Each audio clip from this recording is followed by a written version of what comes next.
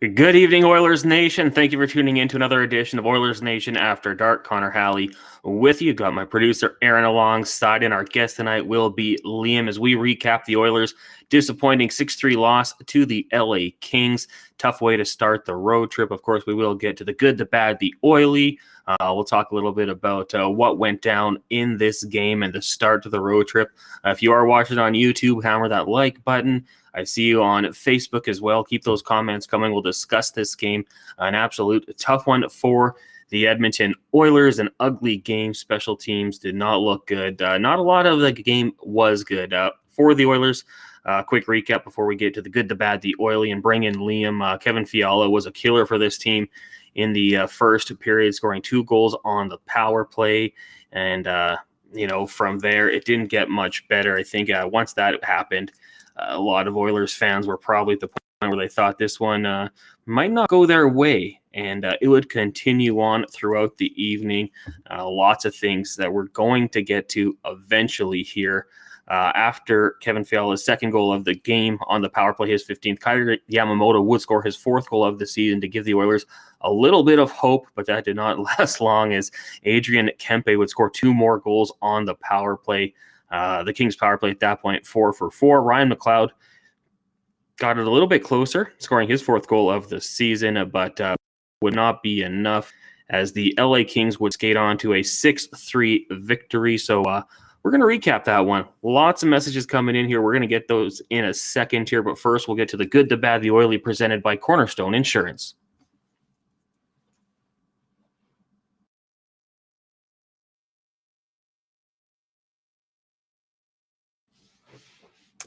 The good, the bad, and the oily, presented by Cornerstone Insurance. Cornerstone Insurance Brokers, Edmonton's premier boutique insurance brokerage, your destination for commercial, home, and auto insurance with over 90 years of success and still growing. Visit cornerstoneins.ca for more information. And we'll start off with the good, and we'll bring in Liam as well. The good tonight, it finally ended. I mean, that one was an absolute tough one, Liam.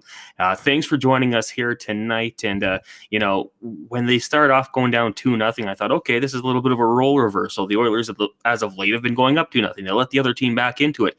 Maybe this time they'll do that. But it started bad, and it just seemed to get worse throughout the game. Yeah, I mean, this team, man, there's so many times, it's frustrating because they leave you thinking, the whole time, you're on the edge of the seat, oh, they can do this, and then all of a sudden it just, disappears again, and then McDavid steals the puck, and then you're right back in it, and then right until the end, and it's just man, it's such an emotional roller coaster watching them every night. Now here we are, 11:30, talking about such a horrible game, so bad in so many ways, for which we'll get into in this good, bad, and the oily. But I'm just glad it's done. But the worst part is it needed to be good tonight. You needed to get off to a good start because, to be fair to them, since Christmas, the break, they've actually been decent. They obviously had that tough loss against Seattle, which was brutal, and then the Colorado one. At least you got a point out of it. I feel like I'm missing one. I guess the Winnipeg one, but I wouldn't call that much more than being goalied. But you come into this game tonight, it's okay, you have an important divisional matchup, and you blow it. You blow it so bad. 100%. And, going into this road trip, I'm sure you guys talked about it at Oilers Nation. We talked about it with Gregor and Struds. This is a road trip. It's so monumental, so big. A 4-point game, really. If you win, it's 5 points back. If you lose, it's 9 points. It sways so much. And, a lot of people thought the Oilers could leave this road trip with 6. I mean, best case scenario now, Vegas is going to be a tough matchup. Can you beat the Ducks and the Sharks? Well, you better show up and perform a little bit better. Let's get to the bad. And for this one, Liam, we went with the refs. Now, for the Oilers on the power play, 0 for 6 on the PK, 4 for 7. Obviously, that was the biggest game changer in this one. What did you think of the stripes tonight? I'm not sitting here blaming the refs for the loss. Like you said, they had their fair share of power plays too, but it's the calls that actually happened, which were the ones what was the call there? The too many men. Connor, I'd like to hear your take on this. What was the call? How is that too many men? We had 5 players on the ice. Is it because Bouchard was kind of in the middle of the ice? I suppose that's the only logic I can think around it. And then the one they showed at the end with Fogel literally being pinned against the boards, like, come on. The guy didn't even have the puck. How's that not interference or holding or whatever?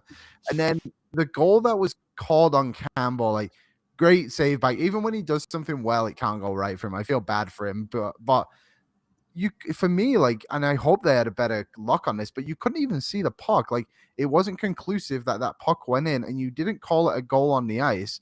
So what was the evidence to prove that it was actually a goal? Like, just because his glove was over, like, that doesn't mean the puck is 100% over the line. And I don't know. I guess, like, do they have a detector in the puck? It just seems weird that the NHL, like, there should just be the technologies for them to be like, oh yeah, my watch buzzed, like that was a good goal. Like, they do it in the Premier League. They just did it in the World Cup. Like, how is the NHL not have that technology where we're just all looking at this screen thinking like, well, I don't know, because I can't even see it. Like, it just looks all exactly the same to me. And it's just weird that the NHL is at this point, and just so many other things too. Like, nobody goes to the games to watch the men in stripes. And tonight it felt like they wanted to be the star of the show.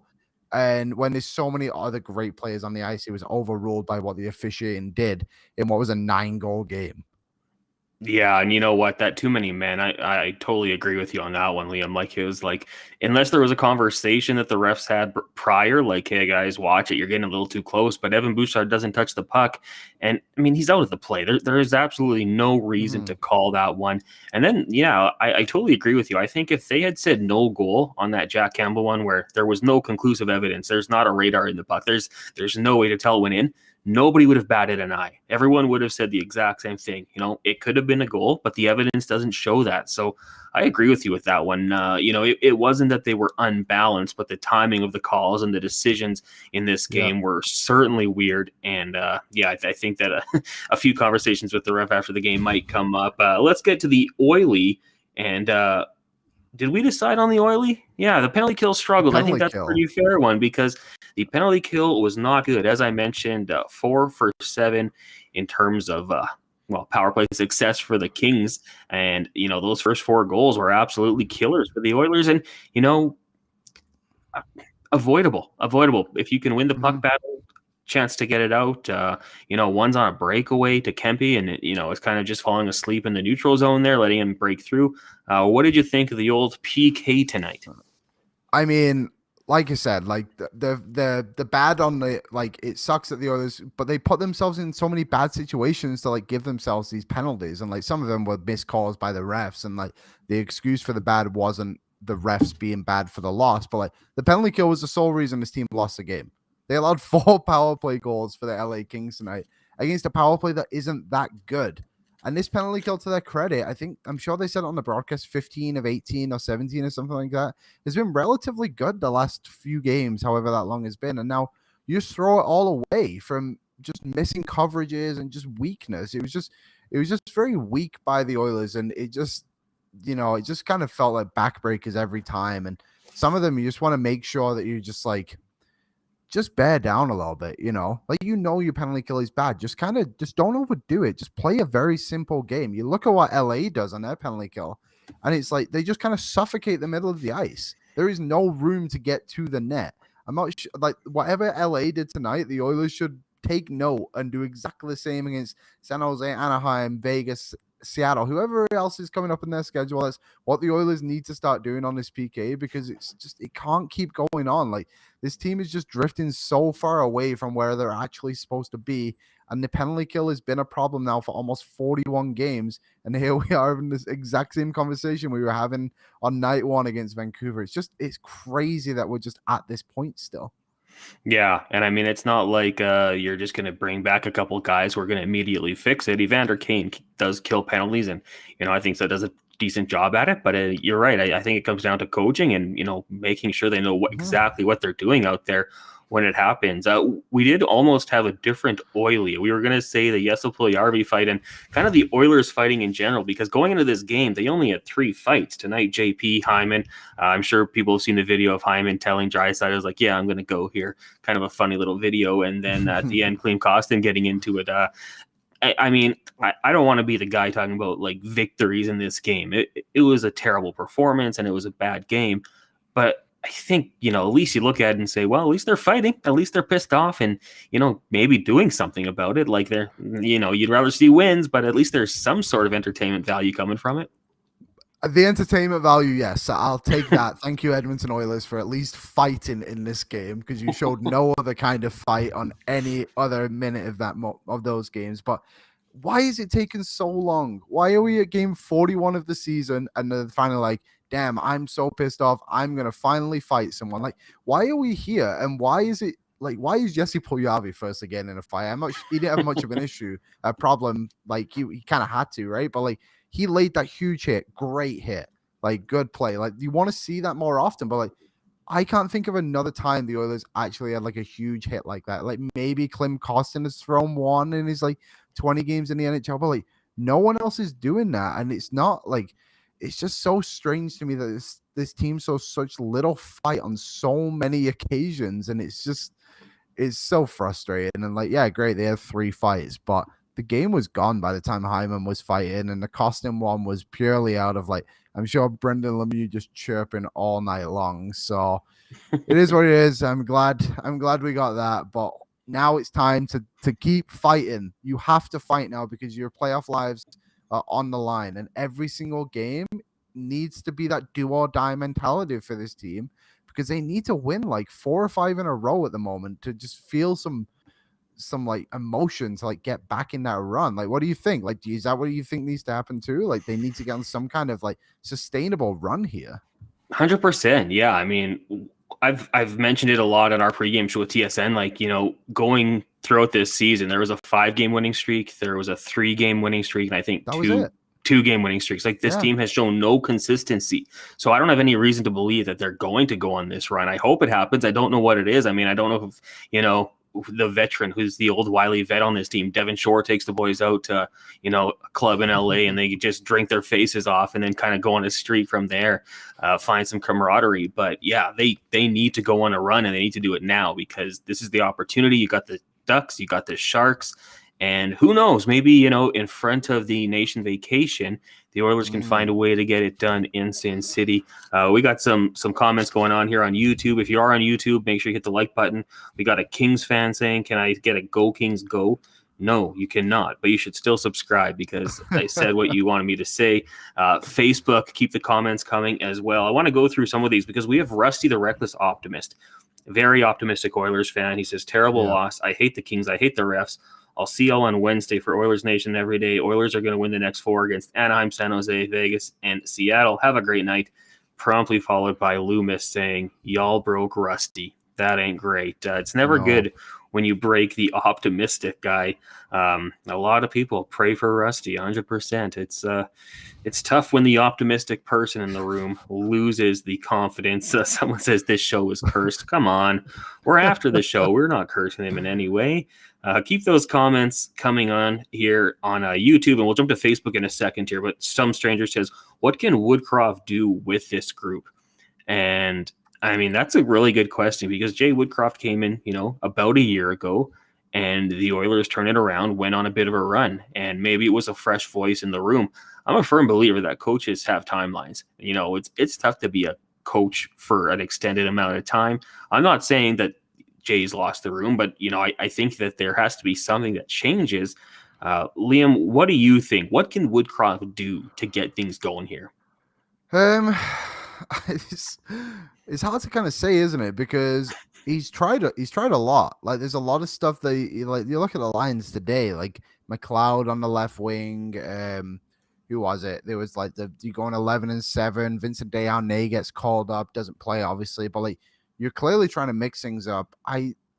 You kind of look at that bench show for the coaching staff, and like maybe there's a lack of experience within the actual coaching staff itself in the NHL. Because you look at it, there's Dave Manson, obviously came up with Woodcroft. You have Woodcroft, and you also have Mark Stewart, I believe is his name, right? The guy who played for Winnipeg and everything. First year coach in the NHL, and then Gulletson, who's your most experienced man. Like, does the bench just need a bit more leadership on it? Like, this is a bad example because of who the coach is, but you look at the St. Louis Blues, and I know they're not kind of thriving, but like McTavish is on that bench.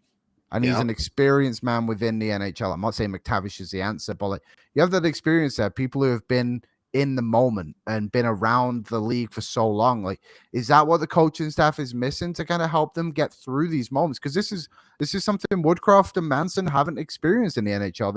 They've only experienced positivity, and now it's tough. It's a tough league to coach, and not anyone can just do it. And I believe in Woodcroft. And you even listen to some of the interviews he's done, like kind of just before Christmas, he's talking about how like the expiration date is done for like patience and that kind of stuff. He ripped into them during the Seattle game. Like, I think this is on the players more than anything. Like, you look at some of the efforts tonight, and for me, like, you would have no idea the Oilers will. That you'd think they were cruising away with a 5-6-0 win. The way some of those guys were skating around. I'm not going to call players out, but like, they got to pick it up. You got to pick it up. Like, I didn't even notice Warren Fogle until they showed him on the camera at the end. Janmark didn't really show up tonight. Holloway didn't do a lot. Honestly, like, I hate to call him up, but like McDavid and Draisaitl, you have five, 6 power play opportunities, and we got nothing. Like, you're the best players on this team, and you need to show up in these moments. And I think it's on the coach, sure, a little bit. Like, he's got to figure out to put his best players in the positions to succeed, but it's also on the players on the ice to go out there and do something. And now there was that report today that Evander Kane is coming back. What's that, 2 or 3 games before the All-Star break, which I believe is at the start of February. So maybe that gives him a spark, but is one man really going to change everything in Edmonton when also you have to send 4 players down to Bakersfield to even get him on the roster? So I don't know. This is on the players in the dressing room and the coaching staff to just figure it out. And I don't know. You got 2 games now, which are very winnable. You got to get something. You have to get something. 4 points is unsuccessful for me. Yeah, 100%. I mean, one of the things that is a little concerning to me, Liam, like Warren Fogle, you were just benched for the last 2 games, a healthy scratch. You get out there in 10 minutes and you didn't throw 1 hit. Like, come on, man. Yeah. Like, the role's not too tough. It's not go out there and put up goals. It's put up points. That's a bonus. But you have to go out there and be physical and win battles, do things like that, and, not doing it. And, we've had these discussions for a long time, even going back to their slow starts. And people would blame the coaching staff. I've been a firm believer, anyone who's played sports, if you have a slow start in any game, who looks at the coach? Like, no, that's on the people on the court, on the field, on the ice, whatever it is. I mean, you have to find a way to get going early and be locked in. And the Oilers just don't seem to be doing that. Lots of questions or comments coming here on Facebook I want to get to as well.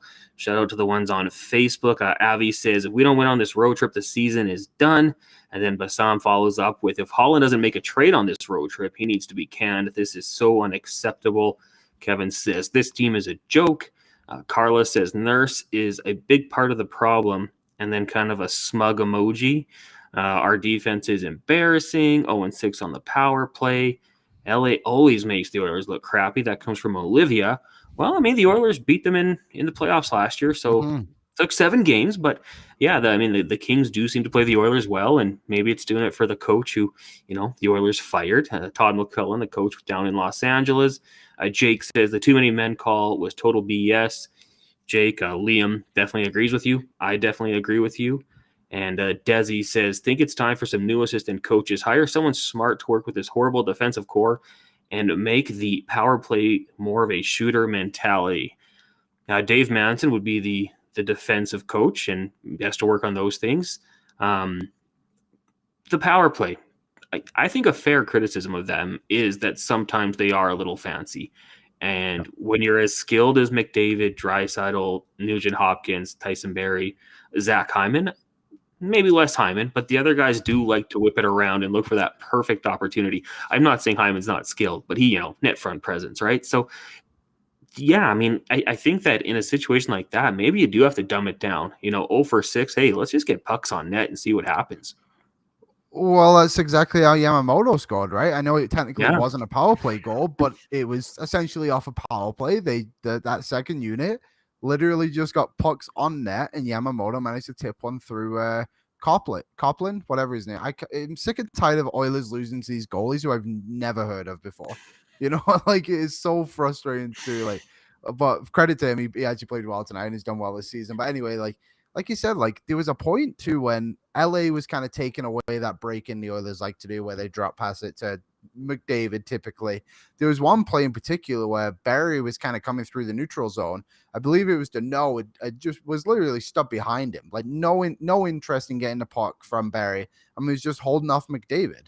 And Barry had no idea what to do. And it's just like, how is it not an idea what to do when the first option is gone? Surely there's a plan B, right? But right now it just seems like if plan A is gone, it's like, well, what are we gonna do now? It's like, no, this team there's a lot of good players on this team, a lot of skilled players on this team who have had success within the league. Like Barry should be able to take a guy on and break into the zone or something, right? He's a very experienced player who's, to me, like one of the best power play defensemen in the NHL. How is that not working out? But yeah, like it sometimes it's not a complicated game, and they definitely overcomplicate it sometimes. Just shoot the puck, see what happens. Like Hyman is right there. He's a great net front for this team, and use it once in a while. Don't just let whatever. I can't, Connor. There's so much to talk about this team tonight. It's get my words jumbled all over the place. We had Cody. It popped up on the screen there on Facebook saying, Woodcroft needs to send a message. He should be benching players. Warren Fogle. Oh, there it is. It popped up again. Thank you, Aaron. Fogle was that guy, right? He was a healthy scratch when the Oilers decided to go 11-7. He gets back into the lineup tonight, and like we said, 10 minutes played. I believe he had 1 shot, 0 hits. I don't even think he had a shot. I think he had a takeaway. The stat bar was a lot of zeros and 1 takeaway. So I mean that's got to be a little frustrating for me. Like when someone gets benched, you think the first thing they want to do is run someone through the boards when they get out there, especially a player like Warren Fogle. If you were to healthy scratch someone, try to send a message, Liam, who is it? Because there's a lot of people that say Darnell Nurse. That's not going to happen. I'll just tell you that. That's not going to happen. But who do you think could be the next one? I mean, I guess Janmark is probably a candidate. You can't bench anyone on the blue line because, quite frankly, there's nobody to come in and replace him. At least if you bench Janmark, maybe Devon Shaw can come in, or Hamlin can kind of come out from Bakersfield. But for me, is it not just Fogle again? Like, is he not just the guy? I guess my question is, Connor, and Tyler and I spoke about this a little bit earlier today with Jay as well on the other show. Is Fogle not your candidate to just send down to Bakersfield when Kane comes back? Should that be an option? Like, is he done enough to keep himself in the lineup for how much he makes? And I know there's the kind of cap stuff with him getting buried and everything, which I don't quite understand. But is he not? For me, Holloway stays, Costin stays, Derek Ryan stays too. So really, it's between Janmark and Warren Fogle. And I know I just kind of said Janmark should probably be the guy that gets healthy scratched if it's not Fogle, but is he not playing at least a little bit better? He's proved that he can play with Nugent Hopkins a little bit too this season. Like, I feel like Janmark is a bit more of a Swiss Army knife than Fogle really is, right? Yeah, I mean, I believe the ruling would be, so if you were to send him, place him on waivers or send him to the Condors, $1 million was what you would save. So you'd save a little bit of money. But yeah, I mean, Fogle had the goal against the Stars. Before that, though, 1 goal against Vegas, November 19th, like 3 goals on the season. I think he would be a candidate if you were to do that. I mean, I wonder if you go back to 7 defensemen, and do you bring in Desharnais, who the team just brought up, a 6'6", 220 tough defenseman? I mean, would that have helped them tonight? No, because he wouldn't have been playing on the penalty kill. So, it probably wouldn't have helped him anyways. But I mean, I guess he could be an option if you wanted to go back to 11-7 and go from there. But yeah, it's definitely something that's pretty tough right now for the Oilers. Like it doesn't seem like there is that quick fix. Ron says the Oilers are garbage. Quit fighting it. Just a junk team. Why does our defense fight it? We have to fight it. They pay us to fight this. And I mean, like, it's for, like, a lot of people, like Edwin said in the chat, I know he's an LA Kings fan, but he said, give the Kings credit and stop being sore losers. Look, I will give the Kings credit. I think the Kings played very well tonight for what, they scored 4 power play goals. They put zeros on the board for the Oilers power play. Like, that's really good from the LA Kings, but it's just from an Oilers perspective, like, this is a team the Oilers just beat in the Stanley Cup playoffs and look to be thriving to the next level. And now here we are discussing if our $3 million left winger should go on waivers and basically give away for free because he isn't good enough to play on this team. And it's just stuff like that. Yeah, like, I don't know. Like, some people are saying in the chat on YouTube on that Fogel and Janmark stuff, like, the difference being like Janmark basically does what Fogel does for cheaper and he kills penalties. So I don't know. I think it's going to be interesting for an interesting decision when it comes down to it, and seems like it's going to be sooner rather than later. So sorry to cut you off, Connor. It's just I wanted to jump in on that one and let him know I am a sore loser, but I will always cheer for this team until the end. But I am just very frustrated tonight.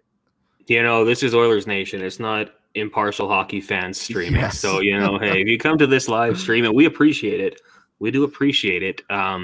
It's going to be a little bit one-sided here.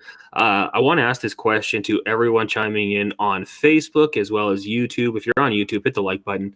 We do appreciate that. Stuart Skinner pulled tonight, facing 24 shots, lets 3 goals in. I know it wasn't a popular decision from what I saw online on Twitter. That's kind of where I hang around during the game.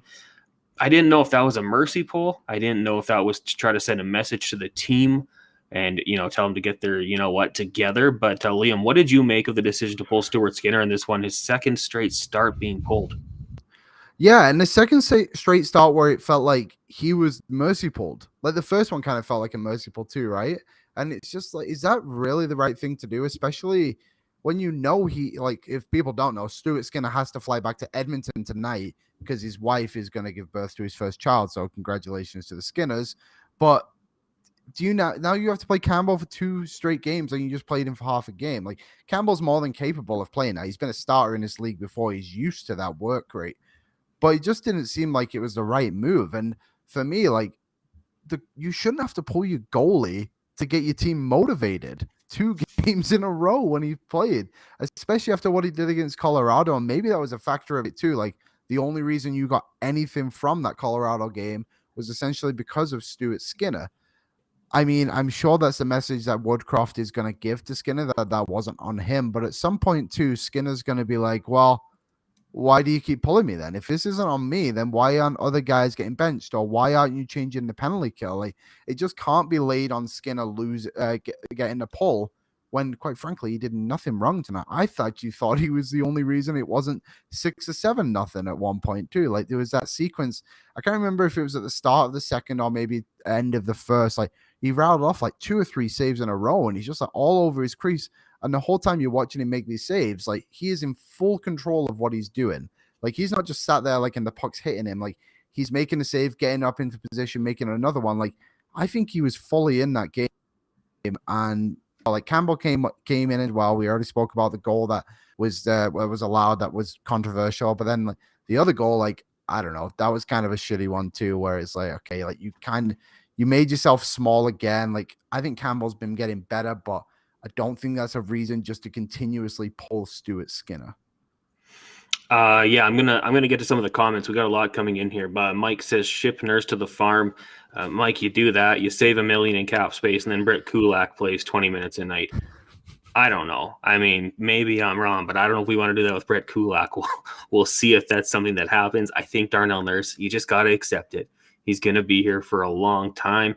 The question we threw out there, though, did you agree with Stuart Skinner being pulled in this one? 24 shots, allowed 3 goals, all power play goals. I mean, maybe the second goal, you could maybe look at him as maybe he makes that save, but I don't want to put too much blame on him. We've got Jane says Skinner was screwed getting the pull. Cody says, I blame the Skinner pull due to his child being born. That's a tough mental issue, 100%. But like you said, Liam, congratulations to the Skinners. That's awesome news for them. Campbell came in and made some point-blank saves. They should play him more often. That's from Bassam. Sorry if I butchered your name. And Jane says, as I got to refresh here, Campbell did surprise me tonight with how well it went, but he's not consistent. Yeah, you know what? I love how we start talking about goaltending and then all the Darnell Nurse's overpaid stuff comes in. He's paid what he's paid, guys. It's not going to change if we complain about it. But just a few more comments. Oh, go ahead. Was Nurse that bad tonight? Like, I didn't like that one goal. The puck was kind of bouncing. It was, but like, maybe it's just the consistency of every night is just one thing that kind of leads to a goal. But I'll tell you something. If Nurse wasn't on this team, the Oilers would be in a way worse spot than what they actually are right now. So maybe sometimes we got to ease off on him a little bit. Just pretend he Yeah. gets paid $6 million, and we'll all be fine.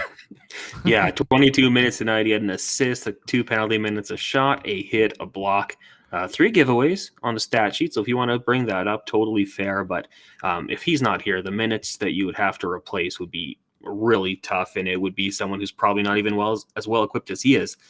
Throw the salary out the window, just you'll make your life a little bit easier, I think. On YouTube here, Joey says, I don't understand the Skinner pull 3 goals on 24 shots. Cato says, Stewie has held this team afloat for at least a month. They owe him a solid, consistent effort every game. Yeah, not going to argue with that one. Way too early to pull Skinner. Edwin says, the Kings fan. I just feel bad for McDavid. He deserves better. I think a lot of Oilers fans would agree with you. And here's Owen chiming in saying Nurse was good, so not everyone will rip on Darnell Nurse tonight. One thing kind of funny, how about Evan Bouchard +3? Yeah. I mean, I guess that's what he can bring, right? Like when he's a good offensive defenseman, he'll have those nights. And I think Philip Broberg picked up a point tonight too, got some penalty killing. Like I think it's good to see him get some games. But I guess I have a question for you, Connor. And the Oilers have said they want to give Philip Broberg time and like to see what he can actually be in the NHL before they consider moving him.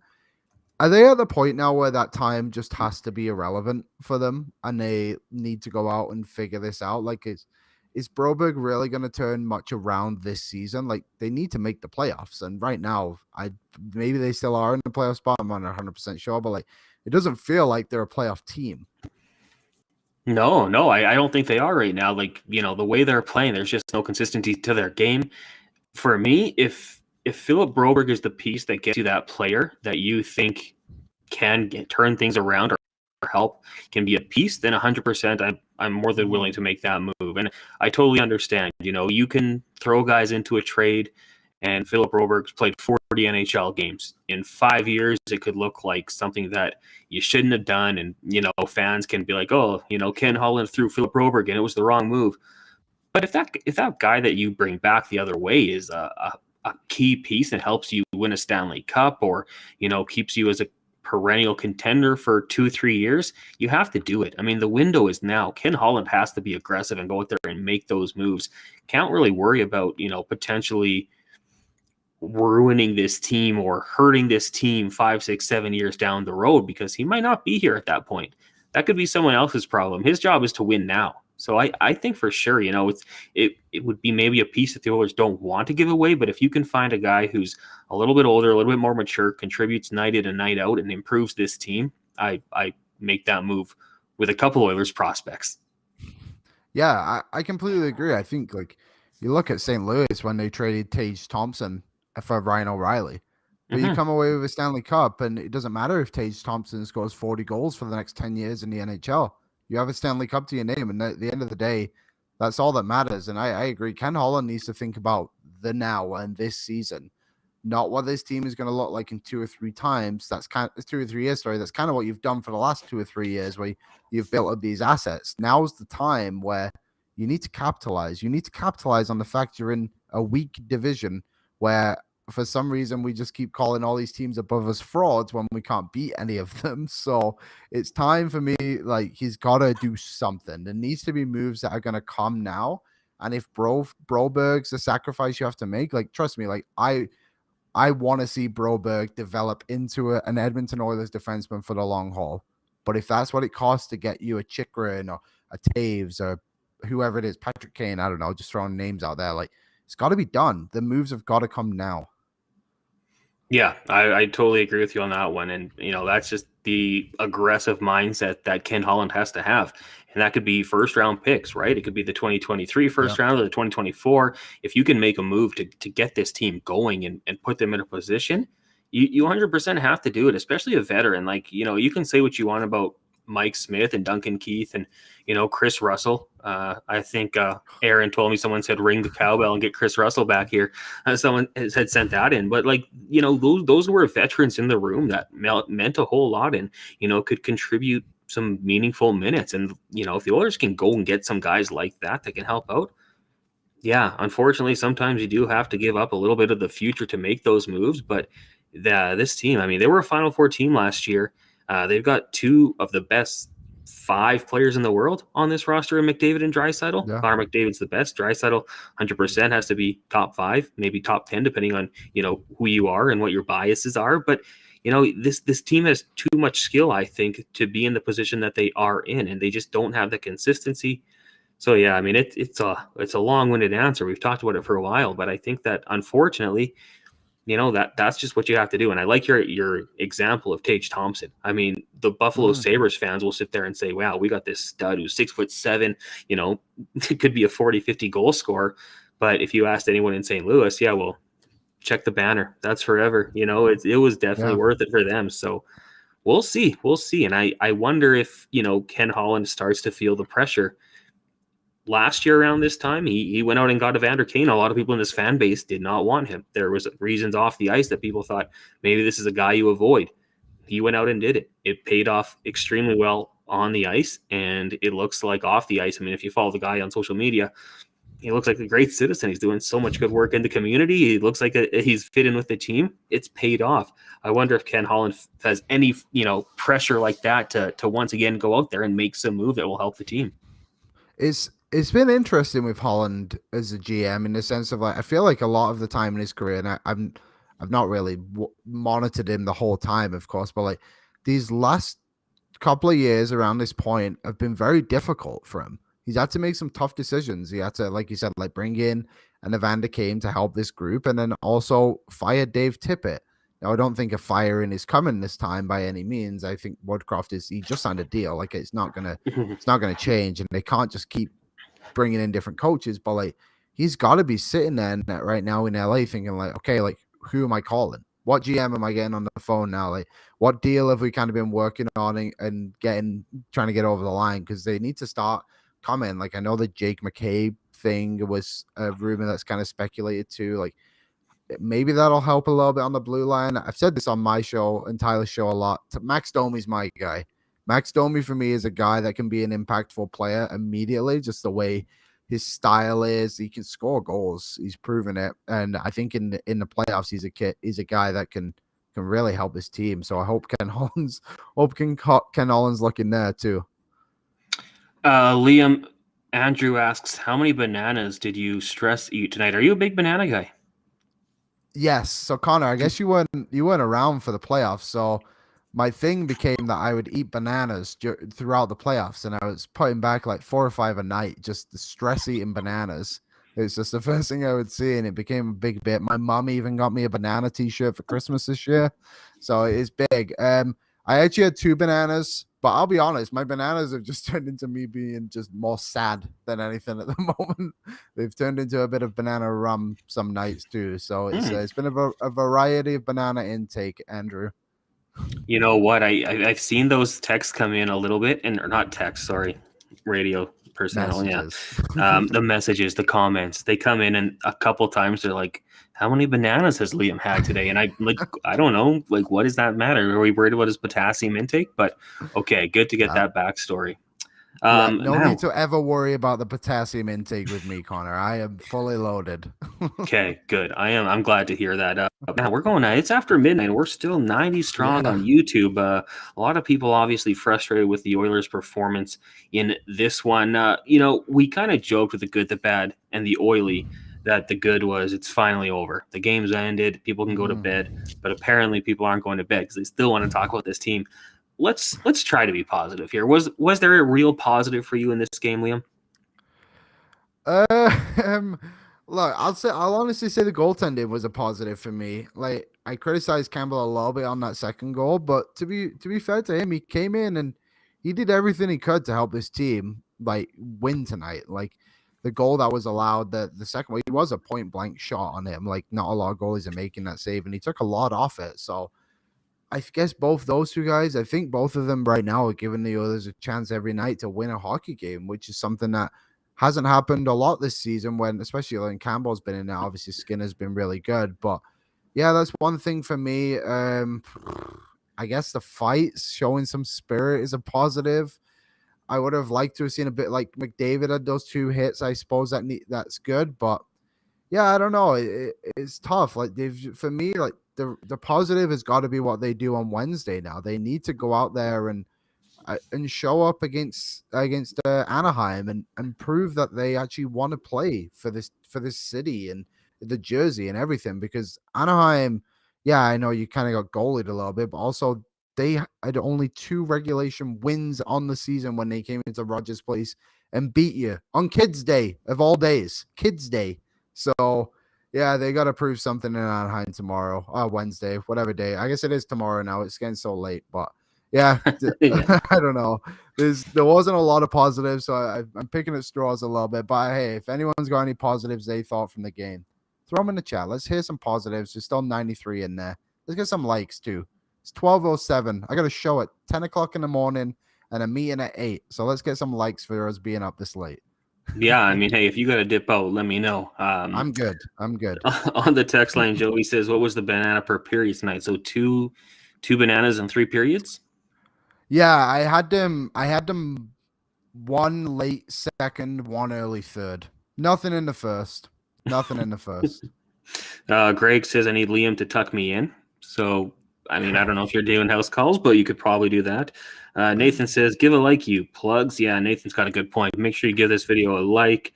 Chad says, "Liam is a big banana guy." And a lot of people saying sad banana is not good. So, No, they're more that's mushy. fair. Yeah, that's the way it goes. Do you like banana bread? Yeah, oh yeah, I do. Okay. Sometimes when I grab a coffee, I get a nice banana bread too to tide me over in the morning. Tyler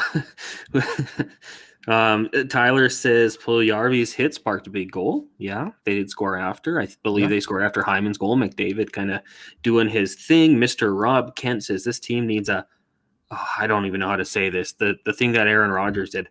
Ayahuasca?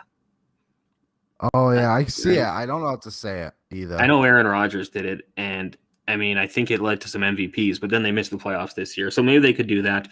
Tyson says, "I'm too pissy to think of that." Yeah, I think a lot of fans are probably a little pissy. Our good friend Zach Lang says, "Drop some likes, folks." Yeah, we're really pushing that. Give us likes, please.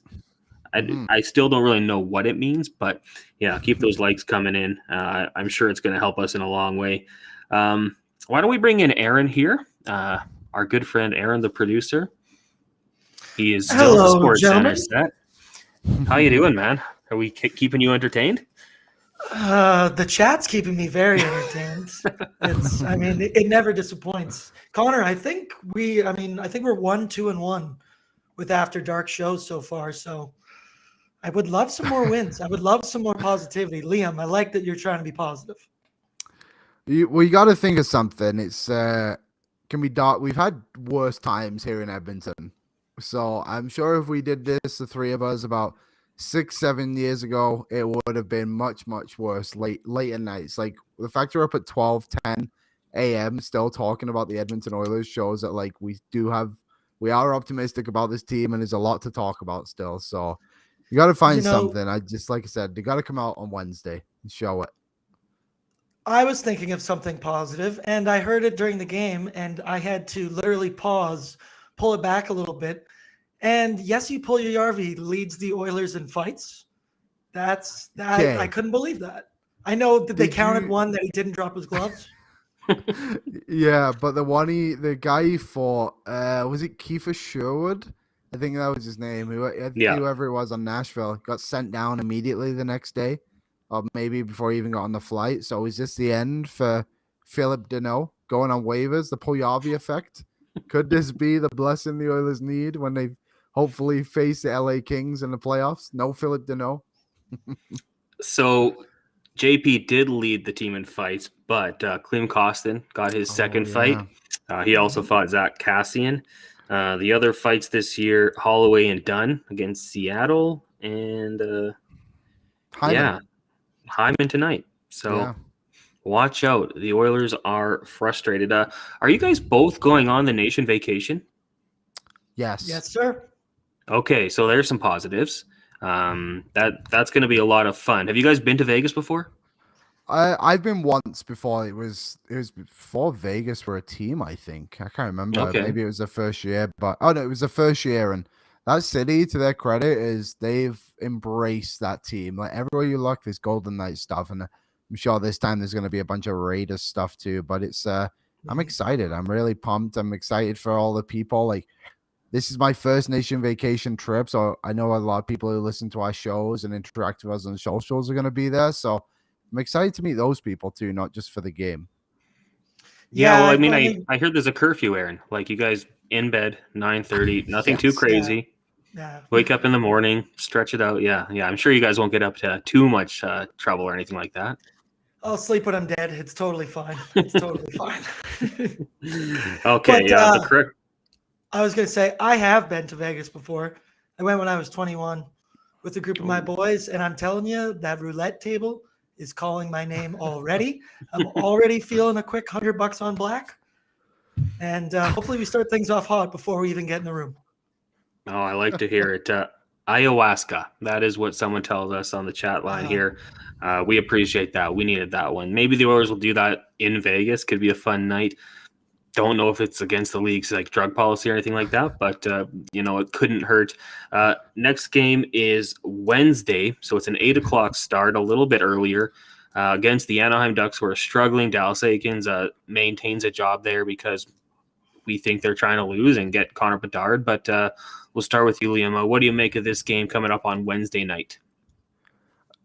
Honestly, like, is it crazy to say it's a must win? Like, I don't think the Oilers season is on the line by any means, but like the way the whole situation is kind of lining up with the momentum you now have to build up for yourself, like, has to start on Wednesday against the worst team in your division. And if it doesn't start on Wednesday, when does it start? Like, it's just, I don't know. There's just a lot on the line for it, I think.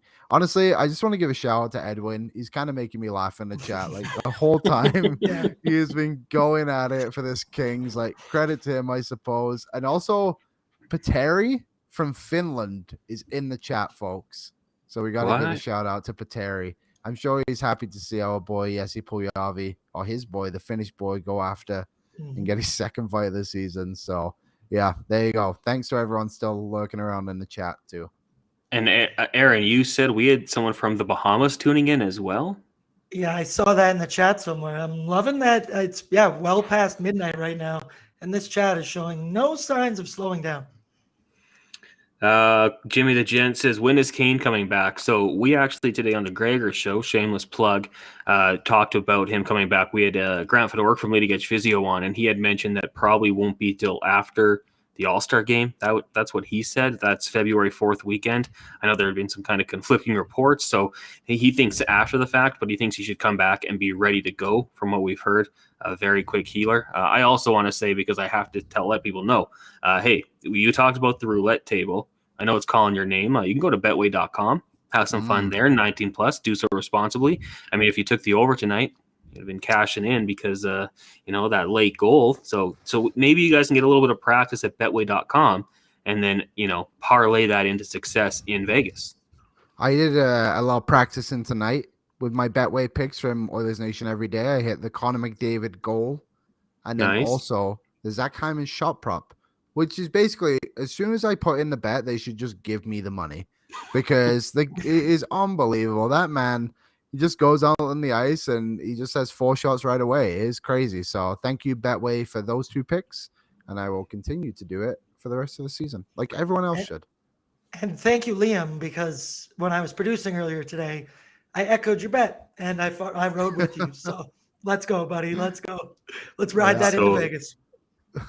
Listen to Liam's advice and you'll make some money. That's can't fail. Dell says here, trade Nurse for a Wilson/Reeves kind of guy. I don't think anyone's going to take on his contract, Dell, but wishful thinking. I think you could probably acquire a Reeves type guy for less, as we saw earlier on in the year, but maybe nothing really lives up to those types of guys. Andrew on Facebook says they can't stoop down to the Ducks level. They just need to play their game and keep it simple.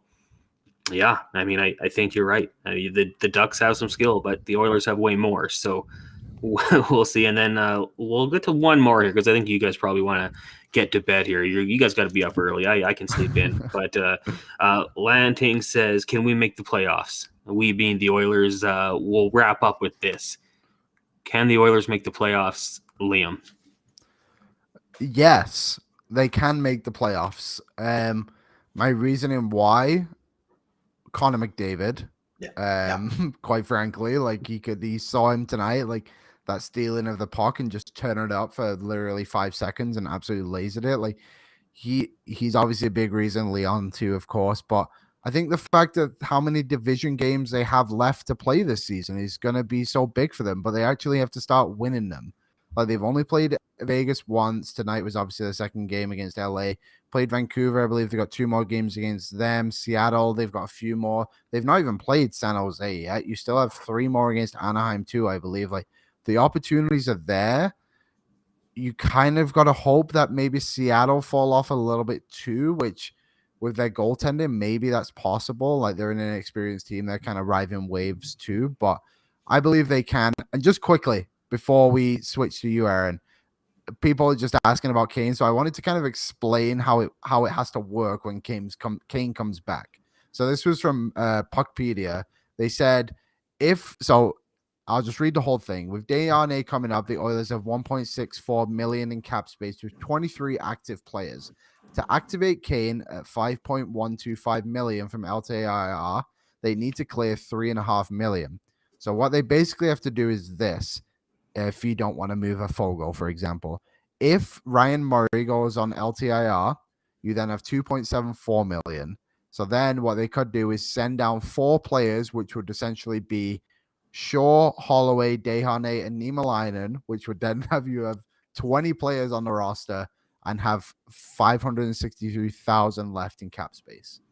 So there you go. That's how you get Evander Kane back on this roster without moving like a Costin or a Fogle or a whoever else we named to try and get rid of. But they've made it tough on themselves, to say the least.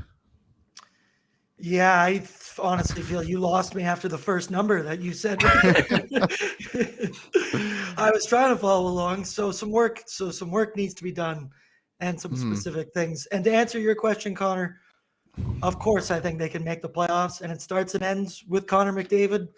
I'm not going to bet against the guy. I feel like it's like the NFL. Like you don't bet against Tom Brady. I'm not going to bet against Connor McDavid. I'm going to ride him all the way into the sunset. We need a couple breaks. I need some puck luck. It can all start on Wednesday. Tyler earlier today called it, because you asked there, is it a must win? Tyler called it a season defining road trip, and it in many ways can be must win, because with all these interdivisional games coming up, if you don't get the points you need here, you are on the outside looking in, and it's going to start to get – our chances are going to get smaller and smaller. Let's just say that. Yeah, I agree with you. And I agree with Tyler. Season defining for sure. 4 games, all divisional, chance to make up some ground on the Kings and the Golden Knights. And, Liam, you said it, lots of divisional games. They have to start winning them. Big thank you to everyone who tuned in tonight. Edwin says, not going to lie, loves us. Edwin, you're in LA. I mean, if you can grab me some Charger stuff, I'd be really appreciative of that one. He also hopes that the Oilers can give it to the Ducks. So we will see what happens. Quick shout out to just everyone tuning in. Joey says it's 2 a.m. So thank you. We had another one. I'm just trying to find it. Pateri saying that they're in the office. It's the next day. So thank you for tuning in. And I don't know. Anyone else? Are there some shout outs tonight, you guys? Anyone standing out in the conversations here? Tyler Mulick's here. He's always in the Oilers Nation everyday chat. So thank you, Tyler, just for being everywhere and just talking in the chats. Joey's around. There's a lot of the regulars in there, but a lot of people we don't usually see too, like Gran L, Tom Club, Angel. So yeah, I guess a late night. A few more people are out. Terry's in the office. People are doing different things at 12:20 in the morning. So there you go. Lanting says, thank you for doing these shows. No, thank you for listening. Aaron, you got anyone you want to give a shout out to? We're just spreading the love tonight. It's Edwin. He's made me laugh out loud several times today behind the show. I appreciate it. He's an ally. He's good with me. All right, we're cool with Edwin then. All right, a big thank you to the sponsors, betway.com, 19 plus. If you're going to throw down some money, do so responsibly. Santino, thank you for watching from Vegas. Also, Cornerstone Insurance Brokers, Edmonton's premier boutique insurance brokerage, cornerstoneins.ca. Aaron, William, thank you guys so much for coming on today and all you do. And we'll be back on Wednesday, probably around 10:40 or so. So we'll talk to you all then. And again, thanks for joining us. Make sure you download the podcast as well. We got to boost those numbers up. So download the podcasts, listen to us once again, and we will talk to you on Wednesday night.